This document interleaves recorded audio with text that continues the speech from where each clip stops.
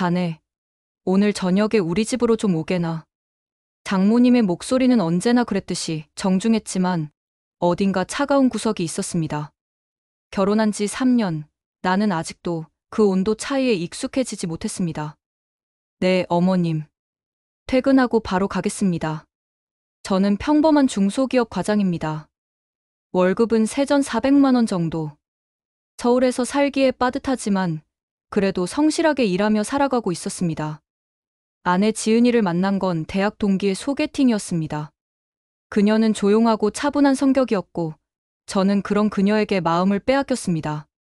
지은아, 너랑 나랑 집안 차이가 너무 나서 니네 부모님께 허락받기가 쉽지 않을 것 같아. 우리 집은 지극히 평범하고 너네는 아버지가 은행 지점장이시잖아. 그래도 괜찮겠어? 당신 아는 지은이에게 조심스럽게 물었습니다. 그러자 지은은 웃으며 대답했습니다. 그게 뭐가 중요해? 우리 둘이 좋으면 되는 거지. 하지만 결혼 후 현실은 달랐습니다. 제부는 지금 어떤 회사에 다니고 있나요? 결혼 후 첫 명절 만남 때 처형이 묻더군요. 그때 처형의 남편인 태준 씨도 함께 있었어요. 큰 동서는 강남의 유명 투자회사 부장이었습니다. 연봉이 억 단위를 넘는 유명한 투자회사였어요. 아, 네, 저는 지금 대기업에 납품하는 중소기업에서 과장으로 일하고 있습니다. 아, 과장이요? 그래도 말단 사원이 아니라 그나마 다행이네요. 큰동서 태준 씨의 말투에는 미묘한 우월감이 묻어났습니다. 처형이 명품 가방을 테이블에 올려놓으며 말했습니다. 이거 파리에서 태준 씨가 사왔어. 엄마 것도 사왔으니까 나중에 드릴게요. 어머, 고마워라. 우리 큰사위 가방 보는 센스는 탁월한 것 같아. 매번 출장 때마다 장모 선물까지 챙기다니 역시 스케일이 다르다니까. 장모님의 얼굴에 환한 미소가 번졌습니다. 그 옆에서 지은이는 아무 말도 하지 않았고 저는 괜히 작아지는 기분이었습니다. 처남 민주는 강남에서 수입차 판매, 대리점을 운영하고 있었습니다. 20대 후반의 나이에 사업을 시작해서 제법 자리를 잡았다고 했습니다. 매영, 차는 뭐 타세요? 이번 기회에 우리 매장에서 차 한 대 뽑으시죠. 아, 소나타 중고로 샀어. 에이, 매영 아직 국산차 타요? 제가 좋은 거 하나 소개해 드릴게요. 할부로 하면 부담 없어요. 아니야, 지금 차도 잘 타고 있는데 뭐. 괜찮아. 쯧쯧, 우리 매영은 참. 그래도 처남이 차 장사하는데 신경 좀 써주시지. 그러게 말이야. 영색이 처가에서 수입차 대리점을 하고 있는데 체면 구겨지게 소나타가 뭔가? 장인어른의 핀잔이 떨어졌습니다. 저는 고개를 숙일 수밖에 없었습니다. 명절마다, 가족 모임마다 이런 일들이 반복되었습니다. 겉으로는 예의를 갖췄지만 그 안에는 은근한 무시와 멸시가 깔려 있었습니다. 지은아, 미안해. 잘 사는 사람 만났으면 식구들 앞에서 기 펴고 살 텐데. 처가 모임 후에는 항상 아내에게 미안하다는 말이 저절로 나왔습니다. 처가 식구들이 면박을 주면 아내는 고개를 숙이고 가만히 있더군요. 지은이는 아무 대꾸도 하지 않았습니다. 저는 그게 더 서러웠습니다. 그렇게 3년이 흘렀습니다. 어느 날 저녁, 어머니에게서 전화가 왔습니다. 현우야, 엄마가 의논할 일이 있어서 그러는데 주말에 잠시 집에 들릴 수 있겠니? 네, 어머니. 주말에 갈게요. 어머니는 아버지가 돌아가신 후 15년 동안 혼자 사셨습니다. 저를 키우시느라 온갖 고생을 다 하셨습니다. 어머니는 작은 반찬 가게를 운영하시며 생계를 이어오셨습니다. 주말이 되어 본가를 찾아갔습니다. 어머니, 저 왔어요. 그동안 잘 지내셨죠? 그런데 오늘 무슨 일로 부르셨어요? 엄마가 재혼을 하려고 해. 네? 재혼요? 순간 머릿속이 하얘졌습니다. 기쁜 마음과 동시에 복잡한 감정이 밀려왔습니다. 어머니, 정말이에요? 그래. 미안하다, 아들. 엄마도 이제 나이가 있잖니? 네 아빠 보내고 혼자 살다 보니 적적하더라. 아니에요, 어머니. 당연히 좋은 일이죠. 그분은 어떤 분이세요? 응, 반찬 가게 단골 손님이셨어. 오래전에 부인을 여의고 혼자 사시는 분인데 참 좋은 분이야. 자식들도 다 장성했고. 그럼 다행이네요. 제가 한번 뵙고 인사드려야죠. 엄마의 재혼 소식을 아내에게 전했습니다. 뭐, 정말이야? 어머니가 재혼하신대? 근데 갑자기? 이제껏 혼자 사셨는데, 이제 와서 굳이 왜? 지은의 반응은 미묘했습니다. 기쁘다기보다는 당황스러운 것 같았습니다. 그 다음 주말, 처가집에 방문했을 때 장모님께 집사람이 얘기를 전하더군요. 엄마, 글쎄 우리 시어머니 재혼하신대. 뭐? 재혼? 장모님의 목소리가 높아졌습니다. 거실에 있던 가족들의 시선이 일제히 저를 향했습니다.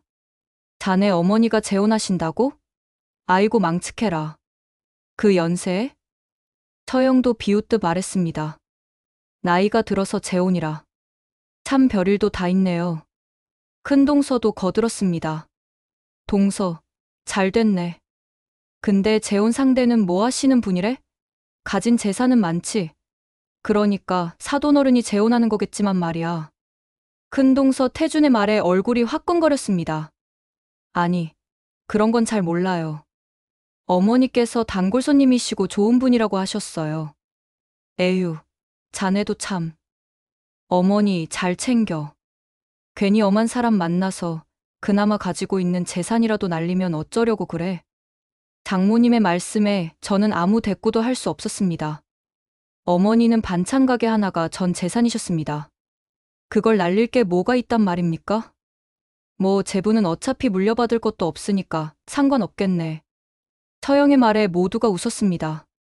저는 주먹을 꽉 쥐었지만 아무 말도 할 수 없었습니다. 지은이도 옆에서 웃고만 있을 뿐이었습니다.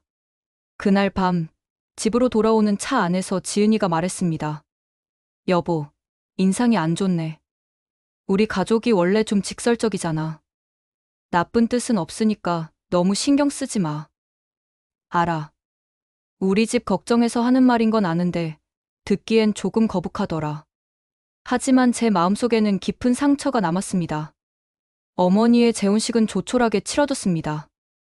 양가 가족만 만나서 조용히 인사하고 식사하는 자리로 대신했습니다. 새아버지 되시는 분은 70대 초반의 온화한 인상을 가진 분이었습니다. 현우군, 만나서 반갑네. 자네 어머니한테 자네 이야기 많이 들었어.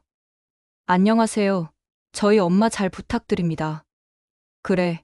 앞으로 내가 잘 모실 테니 걱정 말게. 새아버지는 정말 좋은 분처럼 보였습니다. 어머니의 얼굴에도 오랜만에 환한 웃음이 가득했습니다.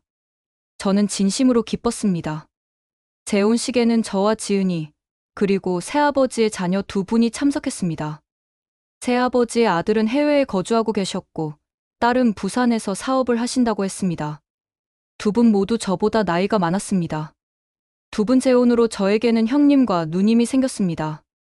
형님과 누님도 성품이 차분하고 자상하더군요.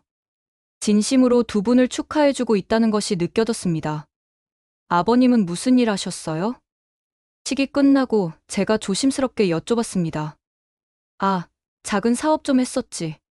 지금은 은퇴했고. 그러시군요. 더 이상 자세히 묻지는 않았습니다. 어머니가 행복해 보이는 게 중요했으니까요. 그런데 그 자리에서 말없이 흥미롭게 쳐다보는 사람은 제 아내밖에 없더군요.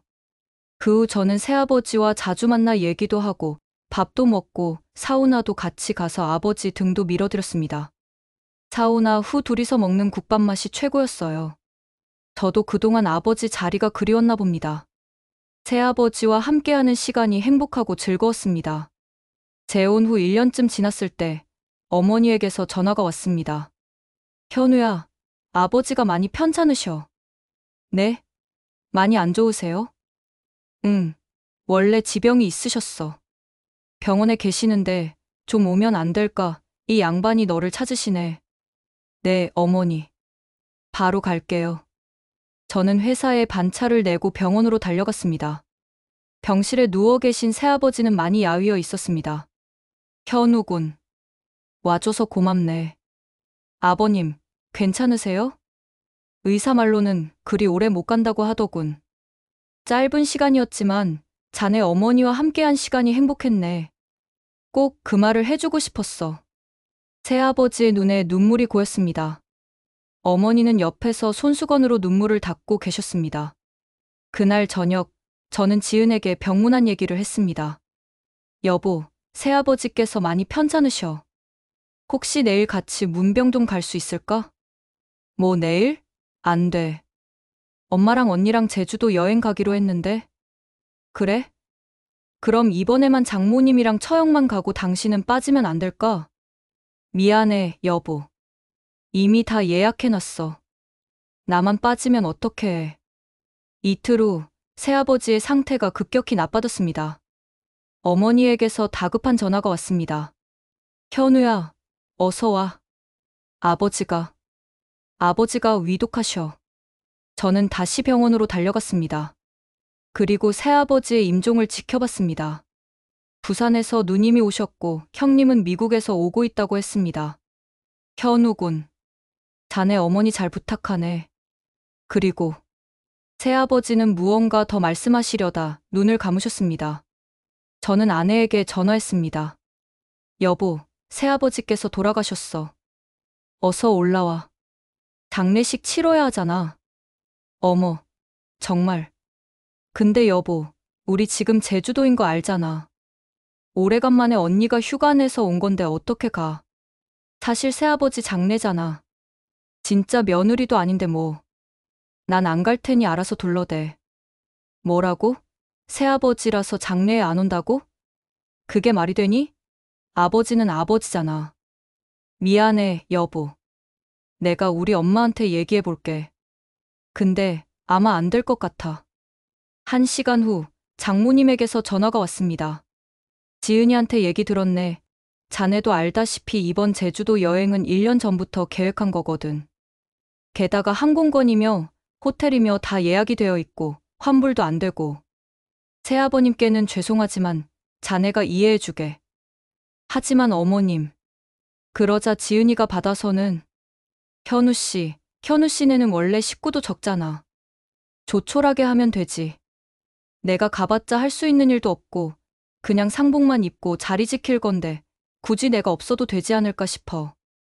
나중에 따로 찾아뵙고 인사드릴게. 전화가 끊겼습니다. 저는 멍하니 서 있었습니다. 결혼 3년 동안 쌓여온 서러움이 한꺼번에 밀려왔습니다. 장례식은 정말 조촐하게 치러졌습니다. 어머니와 저, 그리고 새아버지의 자녀분들, 몇몇 지인들이 전부였습니다. 3일장을 치르는 동안 지은이네 가족은 한 명도 오지 않았습니다. 현우야, 장인어른께는 뭐라고 했니? 그게 어머니, 제주도 가족여행 중이라 못 온다고 하시네요. 그래. 뭐, 미리 계획된 일이면 어쩔 수 없지. 어머니는 쓸쓸하게 웃으셨습니다. 하지만 저는 알고 있었습니다. 어머니의 그 웃음 뒤에 숨겨진 서운함을요.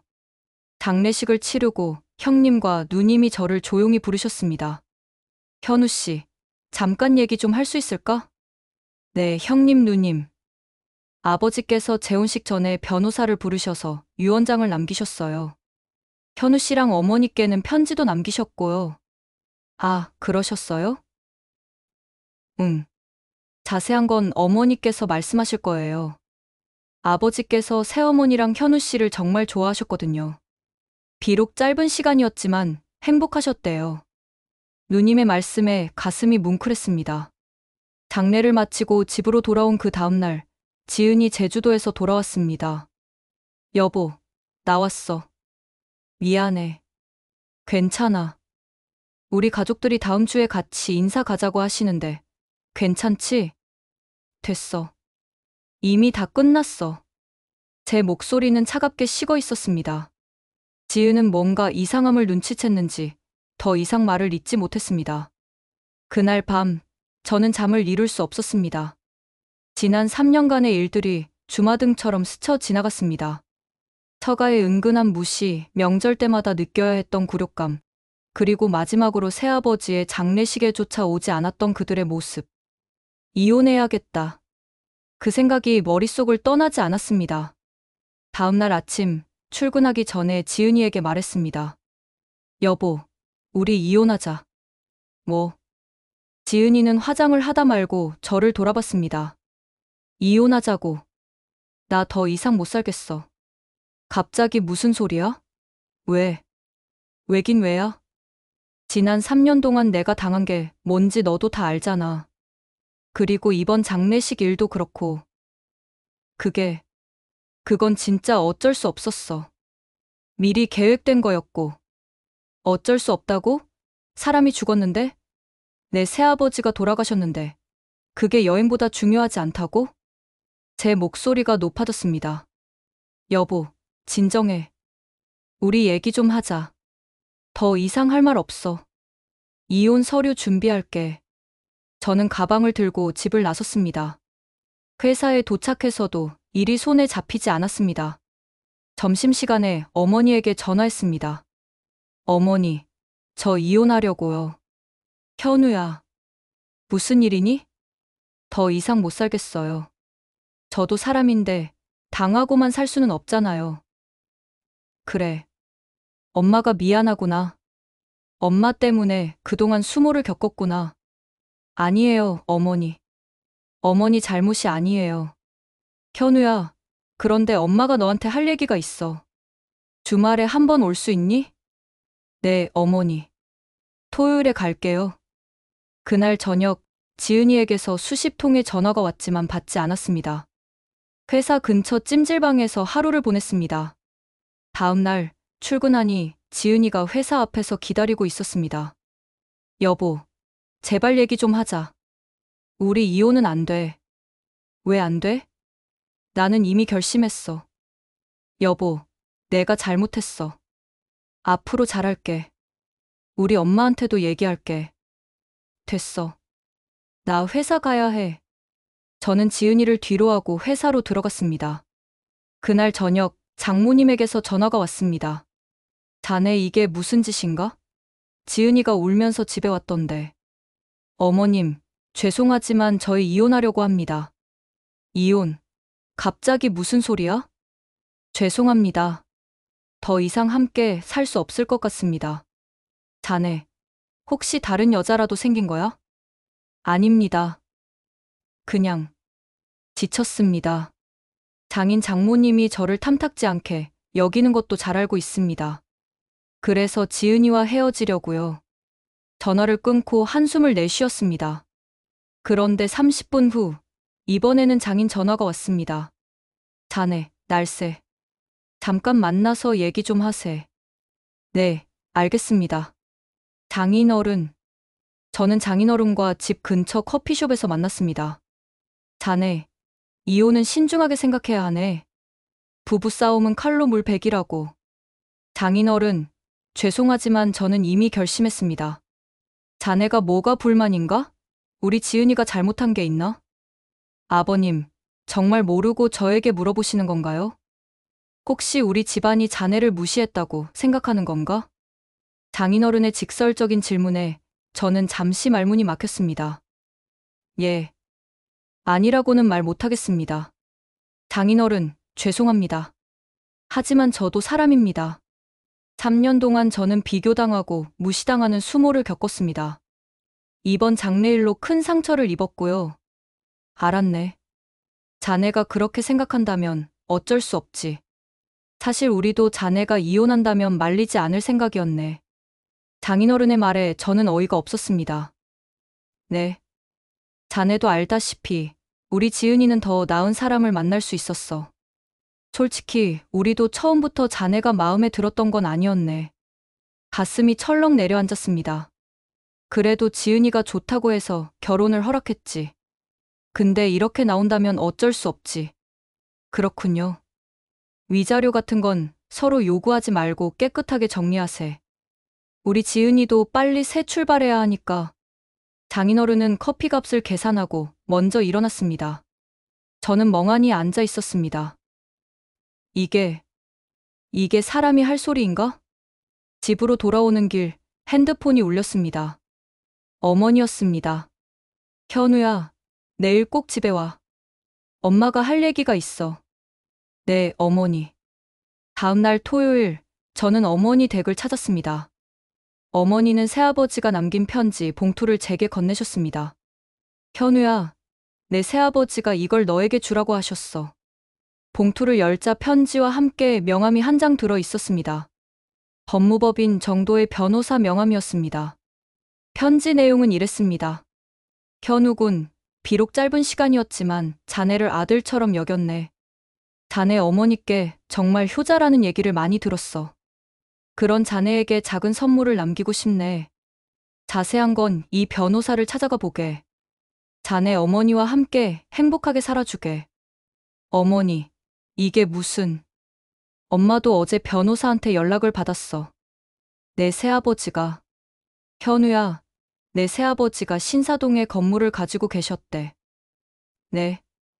12층짜리 건물이라고 하더라. 그걸 너한테 증여하셨대.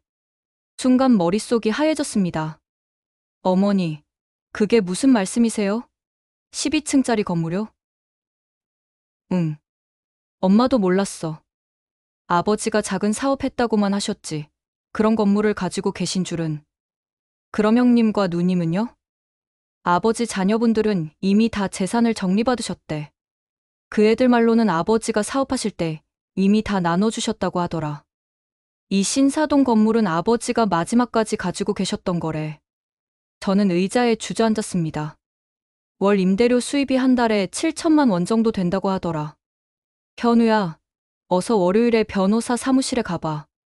어머니, 이게 꿈인가요? 엄마도 믿어지지가 않아. 아버지께서 너를 정말 아끼셨나 봐. 주말 내내 저는 현실감이 없었습니다. 월요일 아침 회사에 반차를 내고 법무법인을 찾아갔습니다. 안녕하세요. 박현우입니다. 아, 박현우님. 기다리고 있었습니다. 앉으세요. 변호사는 친절하게 서류들을 설명해 주었습니다. 고인께서 생전에 유언공증을 하셨습니다. 신사동 소재 12층 건물의 소유권을 박현우님께 증여한다는 내용입니다. 증여요? 증여세는 약 23억 원 정도 예상됩니다. 건물 시세가 약 350억 원 정도 되거든요. 350억 원이요? 게다가 증여세가 23억이라고요? 네. 하지만 걱정하지 마세요. 고인께서 그것도 생각하셔서 현금 30억 원을 별도로 남겨두셨습니다. 증여세 납부하고도 충분히 남습니다. 저는 말문이 막혔습니다. 그리고 건물 관리는 현재 관리소장님이 맡고 계십니다. 이분이 20년 넘게 건물을 관리해 오셨는데 매우 유능하신 분입니다. 한번 만나보시는 게 좋을 것 같습니다. 변호사는 관리소장의 연락처를 건네주었습니다. 증여 절차는 약 2주 정도 소요됩니다. 필요한 서류들은 저희가 준비해드리겠습니다. 법무법인을 나서는 제 발걸음은 붕 떠 있었습니다. 이게 현실인가 싶었습니다. 그날 저녁 관리소장에게 전화했습니다. 안녕하세요, 소장님. 저는 박현우라고 합니다.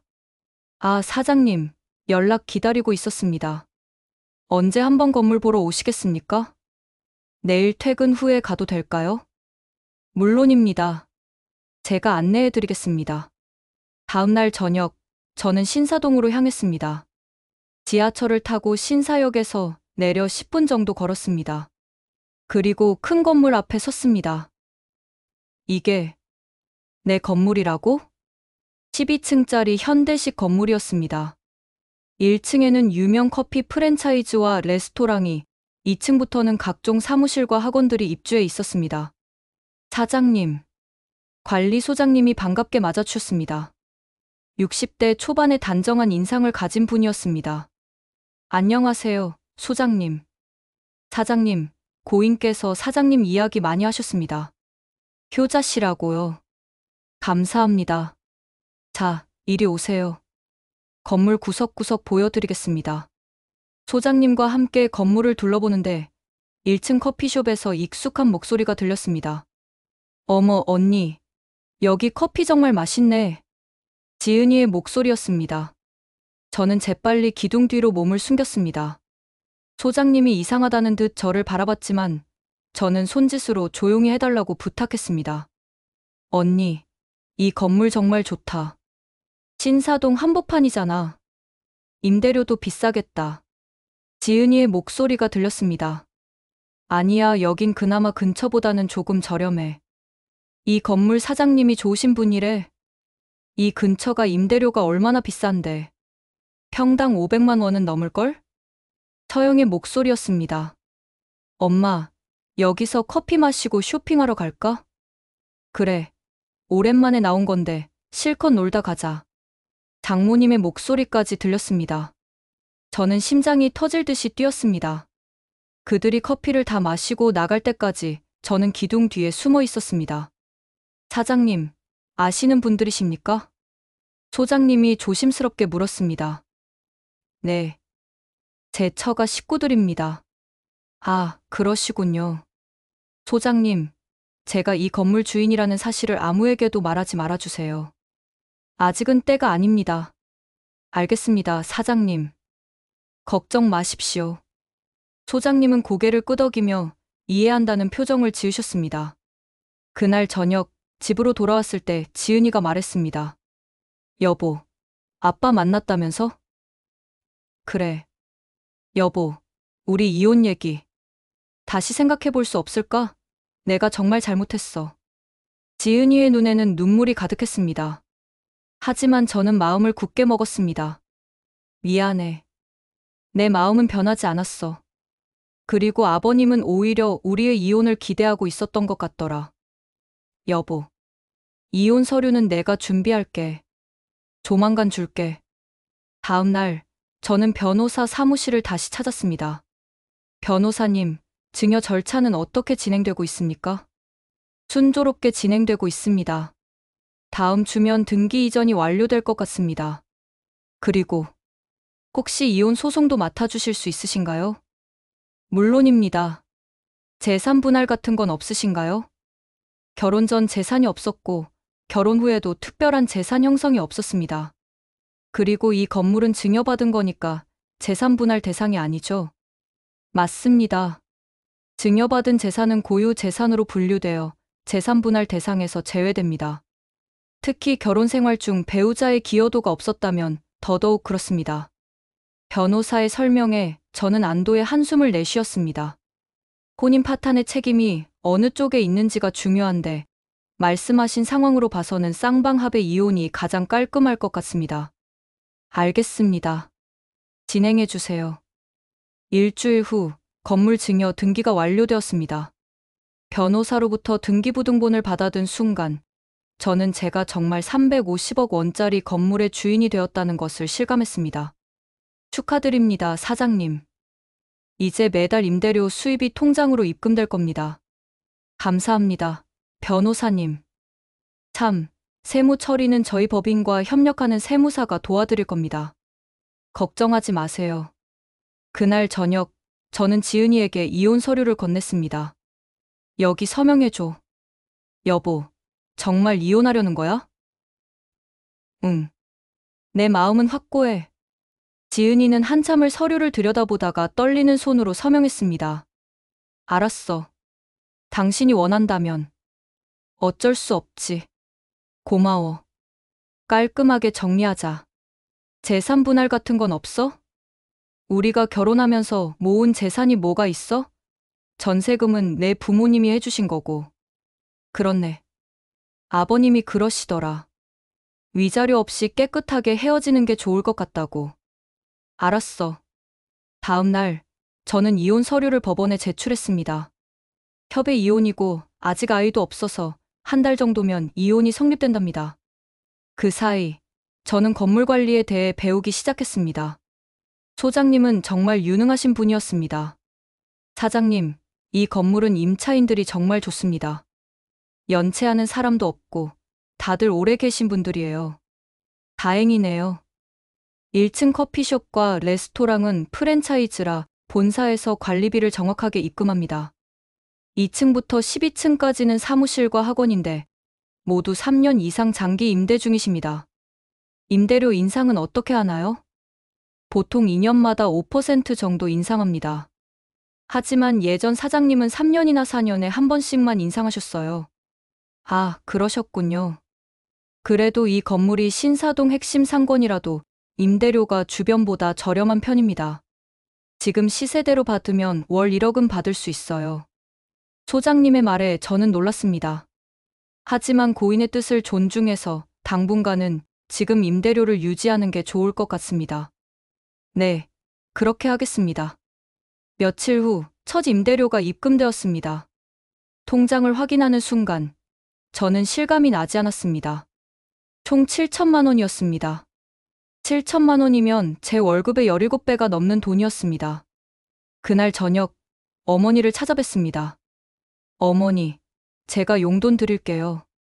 저는 어머니께 1,000만 원을 드렸습니다. 얘야, 이게 무슨 돈이니? 임대료 들어온 거예요. 어머니, 이제 반찬 가게 그만하세요. 제가 모실게요. 현우야. 어머니의 눈에 눈물이 고였습니다. 새아버지 덕분에 어머니도 편하게 사실 수 있게 됐어요. 그래. 그 양반 덕이지. 한 달이 채 안 되어 이혼이 정식으로 성립되었습니다. 저는 회사에 사직서를 제출했습니다. 박 과장, 갑자기 왜 그래? 무슨 일 있어? 부장님이 놀라며 물으셨습니다. 개인적인 사정이 생겼습니다. 죄송합니다. 에이, 요즘 취업이 얼마나 어려운데. 다시 생각해봐. 감사합니다. 하지만 결심했습니다. 한 달 후, 저는 회사를 그만두었습니다. 퇴직금 3천만 원을 받았지만, 이제 그 돈은 큰 의미가 없었습니다. 이혼 후, 저는 새 아파트를 구했습니다. 신사동에서 가까운 곳에 전세 20억짜리 아파트였습니다. 현우야, 이렇게 큰 집이 필요해? 어머니와 같이 살려고요. 방도 많고 무엇보다 아버지가 좋아하실 것 같아서요. 그래도 되겠니? 당연하죠. 저도 어머니랑 같이 살고 싶어요. 어머니는 반찬 가게를 정리하시고 저와 함께 살기 시작했습니다. 그 무렵 소장님에게서 연락이 왔습니다. 사장님, 5층에 입주해 있던 투자 자문사가 이번 달 말로 나간다고 합니다. 아, 그래요? 무슨 일인가요? 사업이 어려워진 것 같습니다. 요즘 주식 시장이 좋지 않아서. 5층이면, 네, 120평 정도 되는 공간입니다. 월 임대료가 1,200만 원이었는데, 지금 시세대로면 1,800만 원 정도 받을 수 있습니다. 알겠습니다. 새 임차인 구하는 대로 연락주세요. 전화를 끊는데 문득 5층 투자 자문사라는 게 낯익었습니다. 잠깐. 큰 동서가 다니는 회사가 강남 쪽 투자 회사라고 했는데 저는 소장님께 다시 전화했습니다. 소장님, 5층 투자 자문회사 이름이 뭐죠? 아, 더파워 투자 자문회사입니다. 심장이 철렁 내려앉았습니다. 바로 큰 동서였던 태준이 부장으로 있는 회사였습니다. 사장님, 그런데 그 회사가 요즘 문제가 좀 있는 것 같습니다. 고객들이 찾아와서 항의하는 걸 몇 번 봤거든요. 그래요? 네. 투자 손실이 커서 고객들이 화가 많이 나신 것 같더라고요. 전화를 끊고 저는 곰곰이 생각했습니다. 고객들의 투자금에 손실을 입혔나? 며칠 후 그 의문은 현실이 되었습니다. 뉴스에서 더파워 투자자문회사 대규모 투자 손실로 파산 위기에 몰렸다는 보도가 나왔습니다. 중소형 투자 자문사 더파워가 고객 자금 200억 원을 잃으며 파산 절차에 들어갔습니다. 피해 고객들은 집단 소송을 준비 중이며 저는 멍하니 뉴스를 바라봤습니다. 일주일 후 소장님에게서 또 다른 연락이 왔습니다. 사장님, 7층 사무실도 이번 달 말로 나간다고 합니다. 7층이요? 네, 프리미엄 자동차 아카데미라고 자동차 영업 교육 사무실인데요. 사업이 안 된다고 하더라고요. 제 머릿속에 퍼즐 조각이 맞춰지기 시작했습니다. 소장님, 그 임대인 이름이 혹시 김민준 씨 아닌가요? 사장님, 어떻게 아셨어요? 맞습니다. 천안 민준이었습니다. 그도 이 건물에 입주해 있었던 것입니다. 요즘 자동차 시장이 안 좋아서 사무실 임대료를 맞출 수가 없다고 합니다. 임대료도 2달째 밀리고 있습니다. 그렇군요. 저는 복잡한 심정이었습니다. 그리고 며칠 후 결정적인 소식이 들렸습니다. 은행 지점장 김재훈 씨, 불법 대출 혐의로 검찰 조사. 장인어른이었습니다. 뉴스에 따르면 장인어른은 부실 기업에 수십억 원의 불법 대출을 해주고 수억 원의 리베이트를 받은 혐의로 조사받고 있었습니다. 처가 식구들이 일제히 몰락하기 시작한 것입니다. 장인어른의 불법 대출 사건은 언론에 크게 보도되었습니다. 저는 뉴스를 보며 복잡한 감정에 휩싸였습니다. 전직 은행 지점장 김재훈 씨는 부실 기업 5곳에 총 150억 원의 대출을 승인하면서 15억 원의 리베이트를 받은 혐의를 받고 있습니다. 검찰은 김 씨가 대출 심사 과정에서 담보 가치를 부풀리고 재무제표를 조작하도록 방조한 정황을 포착했다고 밝혔습니다. 뉴스 앵커의 목소리가 차갑게 들렸습니다. 김 씨는 현재 구속영장이 청구된 상태이며 은행 측은 즉시 해고 절차를 진행했습니다. 피해의 회수를 위한 민사 소송도 예고되고 있어 저는 리모컨을 내려놓았습니다. 3년 전 명절 때 장인어른이 하셨던 말씀이 떠올랐습니다. 현우야, 세상은 능력 있는 사람이 살아가는 곳이야. 자네도 좀 더 분발해야 하지 않겠나? 그때 그 말씀이 얼마나 저를 작게 만들었는지 모릅니다. 하지만 지금 능력 있다던 그분은 불법을 저질러 구속 위기에 처해 계셨습니다. 다음 날 소장님에게서 연락이 왔습니다. 사장님, 5층 더파워 투자자문회사에서 임대료를 내지 못하겠다고 합니다. 이번 달 말까지만 있고 나가겠다고 하는데 밀린 임대료 2개월치를 어떻게 하면 좋겠습니까? 보증금에서 공제하면 되지 않나요? 네, 그렇게 하면 됩니다.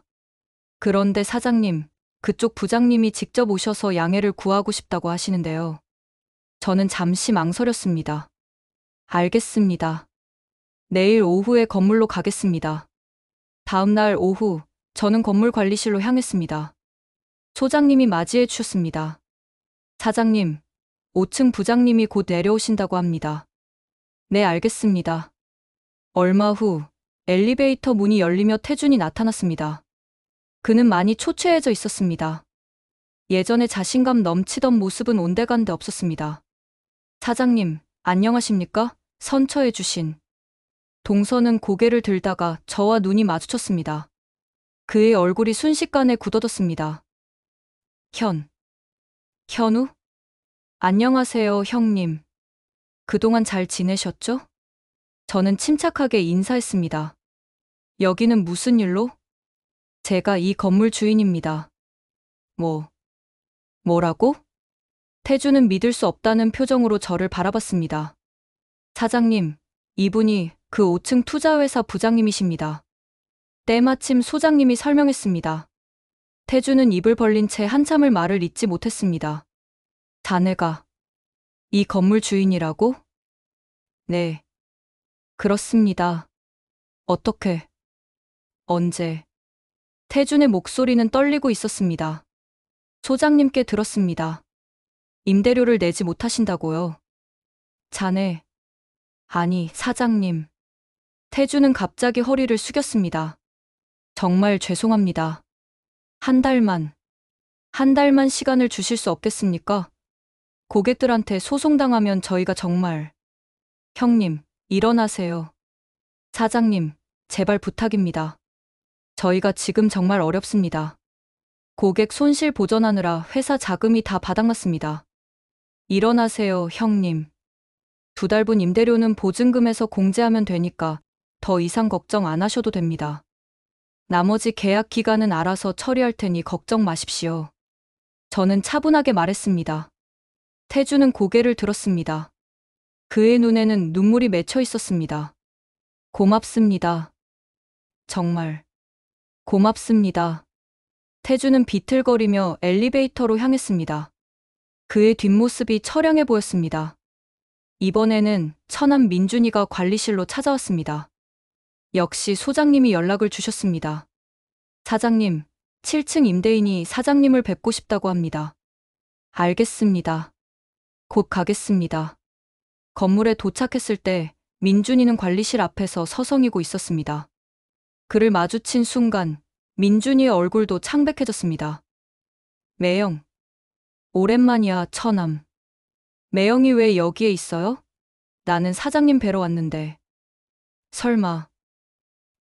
응. 내가 이 건물 주인이야. 민주는 그 자리에 주저앉을 듯 했습니다. 어떻게? 이게 무슨? 들어가서 얘기하자.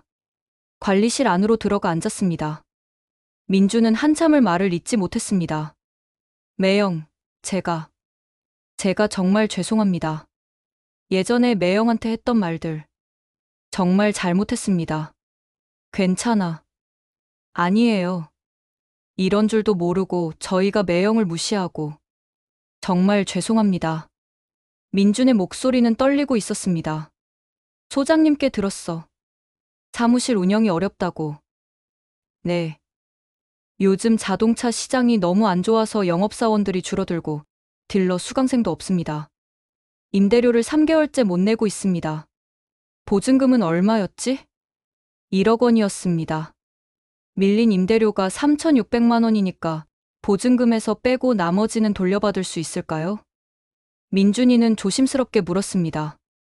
그렇게 하지. 이번 달 말까지 정리하면 돼. 감사합니다, 매영. 정말 죄송합니다. 민주는 몇 번이나 허리를 숙였습니다. 그날 저녁, 어머니와 저녁을 먹으며 오늘 있었던 일을 말씀드렸습니다. 어머니, 큰동서랑 처남이 모두 이 건물에 입주해 있었어요. 어머, 그래? 세상 참 좁구나. 그럼 그 사람들이 다 알았겠구나. 네. 두 분 다 많이 힘들어 보였어요. 현우야, 내가 복수하려고 일부러 그런 건 아니지?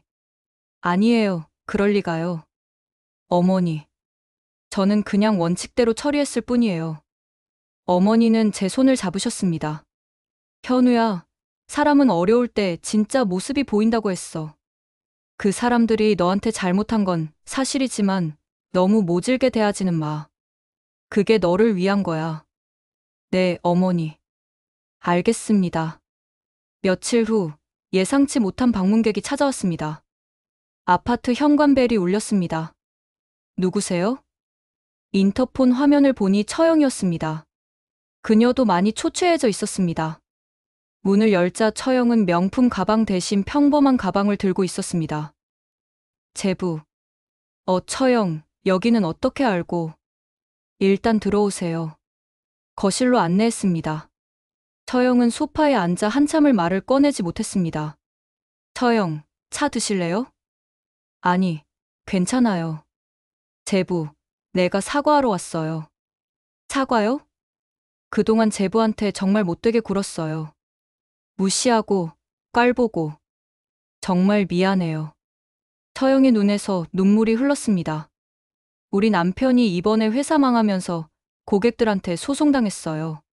집도 담보로 잡혔고, 재산도 다 날렸어요. 저희가 살던 강남 아파트도 경매로 넘어갔어요. 그렇게 됐군요. 저는 벌 받는 거라고 생각해요. 사람을 돈으로, 지위로 판단했던 제가 잘못한 거예요. 처형은 고개를 숙였습니다. 제부, 부탁이 하나 있어요. 말씀하세요. 남편 회사. 5층 임대료를 한 달만 더 기다려줄 수 없을까요? 아니면 조금이라도 깎아주실 수 없을까요? 저는 잠시 망설였습니다. 처형, 죄송하지만 그건 안 됩니다. 이미 2개월을 밀렸고 다른 임차인들도 있습니다. 원칙을 지켜야 해요. 그렇겠죠. 제가 미처 제부 입장을 생각 못했네요. 처형은 가방을 들고 일어났습니다. 제부, 정말 미안했어요. 그리고 축하해요. 제부는 이제 성공한 사람이 됐네요. 예, 처형, 조심히 들어가세요. 처형이 떠난 후 저는 소파에 앉아 깊은 생각에 잠겼습니다. 다음 날 소장님에게서 또 다른 연락이 왔습니다. 사장님, 오늘 1층 커피숍에 손님이 오셨는데 한 여자분이 쓰러지셨습니다. 네. 누가요? 잘 모르겠는데 구급차를 불렀습니다. CCTV를 확인해 보니 며칠 전에 사장님이 피하셨던 그분들 중에 한 분인 것 같아서 연락드렸어요. 제 심장이 철렁했습니다. 지금 바로 가겠습니다. 급히 건물로 달려갔습니다. 1층 커피숍 앞에는 구급차가 서 있었고 지은이와 처형이 장모님을 부축하고 있었습니다. 무슨 일입니까? 제가 다가가자 세 사람 모두 놀란 표정으로 저를 바라봤습니다. 현우 씨? 지은이가 떨리는 목소리로 말했습니다. 구급대원에게 물었습니다. 이분이 갑자기 쓰러졌다는데 왜 그런 건가요? 괜찮으신 건가요? 이 할머니께서 갑자기 쓰러지셨습니다. 혈압이 많이 높으세요. 병원으로 모셔가야 할 것 같습니다. 어머님. 장모님은 들것에 실려 있었습니다. 얼굴이 새하얗게 질려 있었습니다. 같이 가시겠습니까? 아, 네. 지은이와 처영이 구급차에 탔습니다. 저는 제 차로 뒤를 따랐습니다. 병원 응급실에서 장모님은 응급처치를 받았습니다. 다행히 큰 위험은 없었습니다. 의사가 나와서 설명했습니다. 극심한 스트레스로 인한 고혈압입니다. 약물 치료하시고 안정을 취하셔야 합니다. 무슨 큰 충격을 받으신 게 있나요? 지은이는 아무 대답도 하지 못했습니다. 1시간 후 장모님이 깨어나셨습니다. 엄마, 괜찮아? 지은이가 다급하게 물었습니다. 미안하네. 장모님이 저를 보며 힘없이 말씀하셨습니다. 네, 어머님. 미안하구나. 정말. 미안하네. 장모님의 눈에서 눈물이 흘렀습니다. 병실은 무거운 침묵에 쌓여 있었습니다. 장모님의 눈물을 보며 저는 복잡한 감정에 휩싸였습니다. 3년 동안 쌓였던 서러움, 분노, 그리고 지금 이 순간의 안타까움까지. 어머님, 지금은 편히 쉬세요. 말씀은 나중에 하셔도 됩니다. 저는 조용히 말씀드렸습니다. 아니야. 지금 말해야 해. 우리가 정말 잘못했어. 자네를 무시하고, 깔보고. 장모님은 말을 잇지 못하고 흐느꼈습니다. 옆에서 지은이와 처영도 눈물을 흘리고 있었습니다. 우리가 돈만 보고 살았구나. 사람을 사람으로 보지 않고 그 사람이 가진 것만 봤어. 그게 얼마나 잘못된 건지. 이제야 알았어. 어머님, 아버지도 지금 구치소에 있어. 면회 갔을 때 아버지가 그러더라. 자기가 평생 잘못 살았다고. 돈과 권력만 쫓다가 정작 중요한 걸 다 잃어버렸다고. 장모님의 목소리는 떨리고 있었습니다. 자네가 이 건물 주인이라는 걸 오늘 알았어. 처음에는 믿을 수가 없었지. 우리가 그렇게 무시했던 자네가 이런 엄청난 재산을 가지게 됐다니. 어머님, 제가 이 건물을 물려받게 된 건 순전히 운이었습니다. 제 능력이 아니에요. 저는 솔직하게 말씀드렸습니다. 아니야. 그게 아니야. 자네 새아버지께서 왜 자네한테 이 건물을 물려주셨는지 이제 알 것 같아. 자네의 사람 됨됨이를 알아보신 거야. 장모님은 제 손을 꼭 잡으셨습니다. 우리 지은이가 너한테 너무 미안하대. 매일 울면서 후회한다고. 지은이는 고개를 들지 못한 채 울고 있었습니다. 저는 깊게 숨을 들이쉬었습니다. 어머님, 지난 일은 다 지난 일입니다. 저도 이제 털어내려고 합니다. 현우 씨. 하지만 어머님, 한 가지는 분명히 말씀드리고 싶습니다. 저는 차분하지만 단호하게 말했습니다. 사람을 평가할 때는 그 사람이 가진 것이 아니라 그 사람 자체를 봐주셨으면 합니다. 저도 가난했을 때나 지금이나 같은 사람입니다. 통장 잔고가 사람의 가치를 결정하는 건 아니니까요. 장모님은 고개를 끄덕이며 눈물을 닦으셨습니다. 고맙고 미안하네. 병실 문이 열리며 처남이 들어왔습니다. 그는 숨을 헐떡이며 어머니 곁으로 달려왔습니다. 엄마, 괜찮으세요? 응, 괜찮아. 처남은 그제야 저를 발견했습니다. 매영도 여기 계셨네요. 응, 마침 건물에 있었어. 그날 저녁 장모님이 안정을 찾으신 후 저는 병원을 나섰습니다. 주차장으로 향하는데 지은이가 뒤쫓아왔습니다. 현우야, 잠깐만. 왜? 고마워. 오늘 우리 엄마 일로. 내가 없었으면 어쩔 뻔했어. 당연한 일을 했을 뿐이야. 현우야, 나 정말 후회하고 있어. 우리 다시. 저는 지은이의 말을 막았습니다. 지은아, 우리는 이미 끝났어. 그리고 그게 서로에게 더 좋은 일이야. 하지만 너는 좋은 사람을 다시 만날 거야. 그리고 나도 내 길을 갈 거고. 현우야, 잘 살아, 지은아. 그게 내가 바라는 전부야. 저는 차에 올라탔습니다. 백미러로 보니 지은이가 그 자리에 서서 울고 있었습니다. 일주일 후, 5층 투자회사가 완전히 철수했습니다. 태준이 마지막 날 관리실에 들러 인사를 했습니다. 사장님, 그동안 감사했습니다. 예. 앞으로 잘 되시길 바랍니다. 하나만 물어봐도 될까요? 말씀하세요. 사장님은 우리한테 복수하고 싶지 않으셨나요? 우리가 사장님을 그렇게 못되게 굴었는데.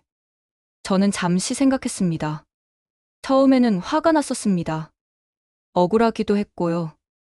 하지만 복수할 게 뭐가 있나요? 인연이 여기까지인 거려. 7층도 정리되었습니다. 보증금 처리하는 날, 민준이가 찾아왔습니다. 매영, 저 부산으로 내려갑니다. 친구가 하는 중고차 매매 사업을 도우려고요. 그래, 새 출발 잘하기 바란다. 매영, 정말 죄송했습니다. 제가 철없었습니다. 괜찮아.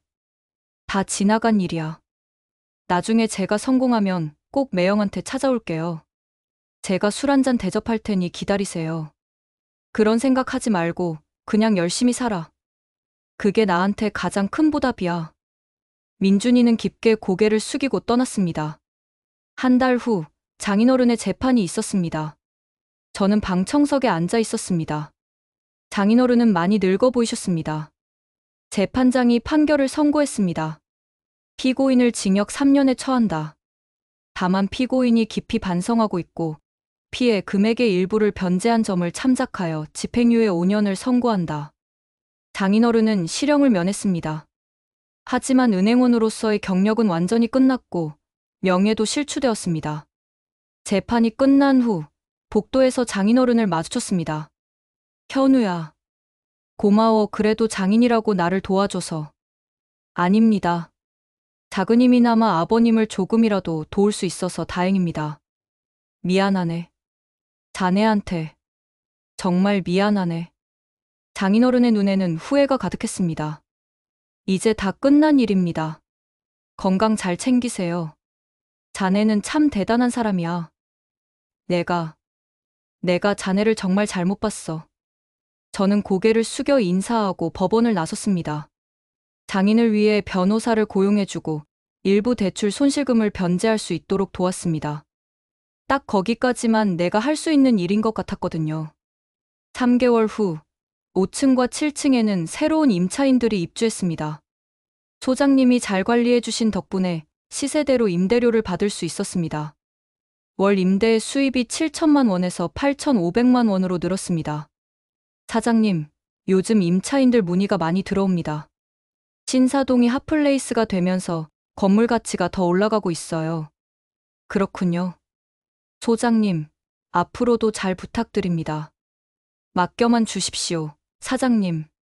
저는 어머니와 함께 조용하고 평화로운 일상을 보내기 시작했습니다. 어머니는 건강도 많이 좋아지셨고 요리 수업을 들으며 새로운 취미를 즐기셨습니다. 현우야, 엄마는 정말 행복해. 내 새아버지 덕분에 이렇게 편하게 살게 됐잖니. 어머니께서 행복하시니 저도 좋습니다. 현우야, 너도 이제 좋은 사람 만나야지. 엄마는 며느리 보고 싶어. 아이고, 어머니. 아직 그런 생각 없어요. 그래도 너 나이가 이제 30 중반이잖니. 좋은 인연 만나기를 엄마는 기도할게. 어느 토요일 오후, 저는 건물을 점검하러 나갔습니다. 1층 커피숍에서 커피를 주문하는데 앞에 선 여성이 저를 돌아봤습니다. 혹시 박현우 씨? 네. 아, 대학교 동기였던 수진이었습니다. 맞네. 박현우, 오랜만이다. 수진아, 정말 오랜만이네. 여기서 뭐 해?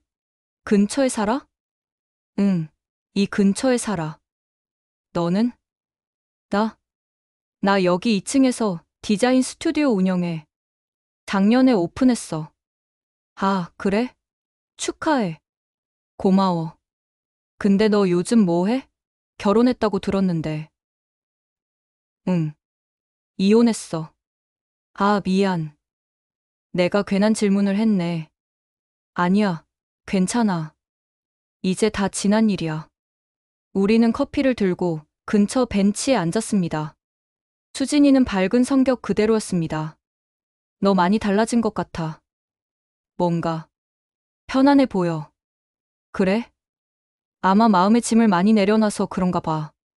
나도 창업하면서 인생이 많이 바뀌었어. 힘들지만 내가 하고 싶은 일을 하니까 행복해. 우리는 한참을 이야기했습니다. 과거의 추억, 현재의 삶, 그리고 미래의 꿈까지. 참, 현우야. 우리 스튜디오에서 다음 주에 작은 전시회 하는데 올래? 동기들도 몇 명 온대. 그래, 갈게. 좋아. 그럼 연락할게. 수진이와 헤어진 후 저는 미소를 지었습니다. 새로운 시작이 기다리고 있는 것 같았습니다. 그날 저녁 집으로 돌아와 어머니께 말씀드렸습니다. 어머니, 오늘 대학교 동기를 우연히 만났어요. 그래? 누군데? 여자 동기인데 밝고 좋은 사람이에요. 어머니는 의미심장한 미소를 지으셨습니다. 호, 그래? 다음에 우리 집에 한번 초대해봐. 창밖으로 석양이 지고 있었습니다. 붉은 노을이 아름다웠습니다. 3년 전, 저는 처가의 멸시 속에서 고통받았습니다. 하지만 지금, 저는 자유롭습니다. 돈이 많아져서가 아니라 제 자신을 다시 찾았기 때문입니다. 새아버지께서 남겨주신 건 단순히 건물이 아니었습니다. 그것은 새로운 인생을 시작할 수 있는 기회였고, 진정한 가치가 무엇인지 깨달을 수 있는 계기였습니다. 사람의 가치는 그가 가진 것이 아니라 그가 어떤 사람인가로 결정됩니다. 저는 이제 그것을 확실히 알았습니다. 핸드폰이 울렸습니다. 수진이었습니다. 현우야, 전시회 날짜 확정됐어. 다음 주 토요일 오후 2시야. 꼭 와. 그래, 꼭 갈게. 전화를 끊고 창밖을 바라봤습니다. 노을은 더욱 붉게 물들어가고 있었습니다. 새로운 시작. 그것은 두렵지 않았습니다. 오히려 설레었습니다. 저는 제 인생의 주인공이 되었습니다.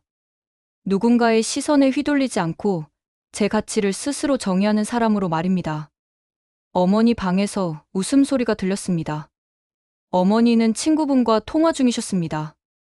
저는 조용히 미소 지었습니다. 감사합니다, 아버지. 당신 덕분에 저는 진정으로 행복해졌습니다. 그리고 이제 저만의 새로운 이야기를 써 내려갈 준비가 되었습니다. 6개월 후, 신사동 건물 2층 수진이의 디자인 스튜디오는 성공적으로 자리를 잡았습니다. 저는 가끔 그곳에 들러 커피를 마시며 수진이와 이야기를 나눴습니다. 현우야, 고마워. 내가 임대료 조정해줘서 우리가 버틸 수 있었어. 무슨 소리야? 나는 그냥 합리적인 선에서 조정한 것뿐이야. 아니야. 다른 건물주들은 계속 올리기만 하는데 너는 우리 사정을 이해해줬잖아. 수진이와의 우정은 자연스럽게 깊어졌습니다. 그동안 많은 것이 변해갔습니다. 장모님은 건강을 회복하셨고 작은 음식점을 시작하셨습니다. 더 이상 허세를 부리지 않고 소박하게 사시는 모습이었습니다. 장인어른은 집행유예 기간 동안 봉사활동을 열심히 하고 계셨습니다. 제게 가끔 안부 전화를 주시며 조용히 반성하는 삶을 사셨습니다. 큰동서 태주는 작은 회계사무소에 취직하여 다시 시작했습니다. 처형도 파트타임으로 일하고 있다고 했습니다. 처남은 부산에서 중고차 사업으로 조금씩 자리를 잡아가고 있었습니다. 가끔 감사 인사 문자를 보내왔습니다. 그리고 지은은 작은 회사에 취직해서 열심히 일하고 있다는 소식을 들었습니다. 더 이상 서로 연락하지는 않았지만 각자의 자리에서 최선을 다하고 있다는 것을 알았습니다. 오늘도 저는 어머니와 함께 저녁을 먹었습니다. 현우야, 너 수진이랑 잘 되어가니? 어머니, 아직 그런 거 아니에요. 호호, 엄마 눈에는 다 보인다. 너 요즘 표정이 밝아졌어. 맞습니다. 저는 행복했습니다. 진정한 행복은 많은 것을 가져서가 아니라 소중한 것을 지킬 수 있을 때 찾아옵니다. 그리고 저는 지금 제게 가장 소중한 것들을 지키며 살아가고 있었습니다. 지금까지 처가집의 무시를 인내하다 이혼 후 새아버지의 유산을 받고 행복하게 살아가고 있는 박현우 씨의 사연이었습니다. 끝까지 함께 해주셔서 감사합니다. 안녕히 계세요.